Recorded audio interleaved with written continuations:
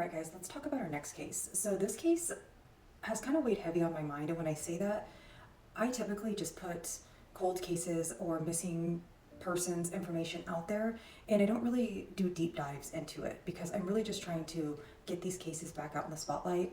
But this case, I've spent definitely some extra time analyzing what little information is out there because it's a case from 1970s. And I find it interesting because not only was there two victims that were unalived, there was a small child that was unharmed, there was multiple locations, there was very little information. It's from the 70s.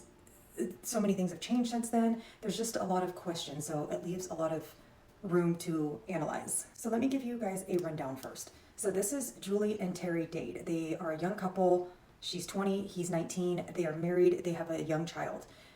On January 21st of 1970, around 4:20ish a.m., neighbors at their apartment complex heard a young woman screaming. Now, there was two eyewitnesses to this event. They heard a woman screaming. One person goes outside and sees a man and a woman in some kind of altercation where the man is like dragging the woman. The man asks the other man, like, hey, is there a problem? And the man with that woman is like, oh, she's just drunk, don't worry about it. And sees the man put her into a vehicle. If you're from the Junction City area, the address was 151 Maple Street. Now someone calls the police come and they start canvassing the area, see if they see anything out of the ordinary, this vehicle, this man, this woman.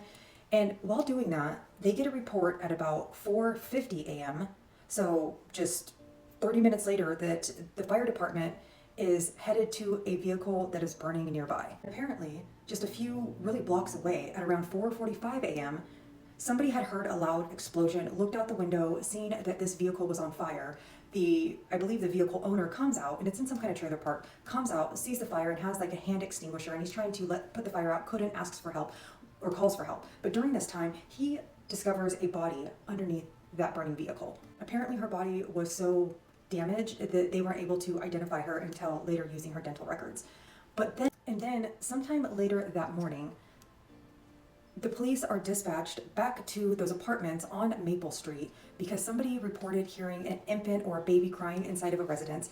They go inside the residence, they find a baby in one room unharmed, and then find a male victim in a bed, deceased. Now, initial reports said that Terry had passed from a GSW. I'm sure you could figure out what that stands for.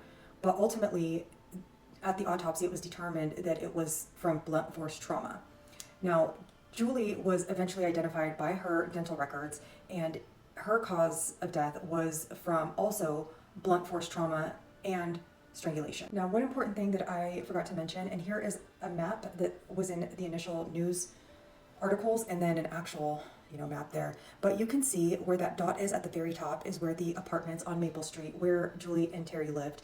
Now, at some point, Julie had ran to a residence here and was asking for help, and that's where the witness seen Julie being taken from there into the vehicle, and then she was ultimately discovered underneath a vehicle here. It was not the same vehicle that she was seen taken from. The vehicle she was under belonged to the resident of that trailer that lived at the trailer court. All right, guys, make sure that you like and share this video.